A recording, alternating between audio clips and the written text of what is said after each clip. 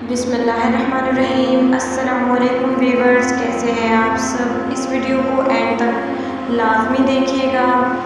آپ صلی اللہ علیہ وآلہ وسلم نے وحی کے رک جانے کے زمانے کے حالات بیان فرماتے ہوئے کہا کہ ایک روز میں چلا جا رہا تھا کہ اچانک میں نے آسمان کی طرف ایک آواز سنی اور میں نے اپنا سر آسمان کی طرف اٹھایا۔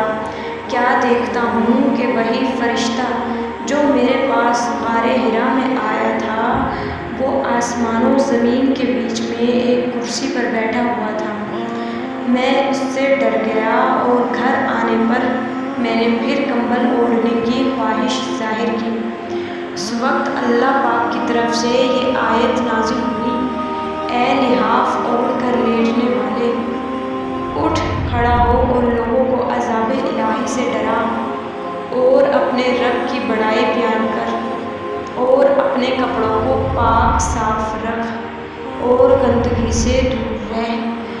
اس کے بعد وحی تیزی کے ساتھ درپے آنے لگی۔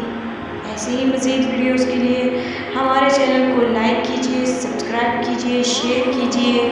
ملتے ہیں اگلی نیکسٹ ویڈیو میں، تب تک کے لیے اللہ حافظ۔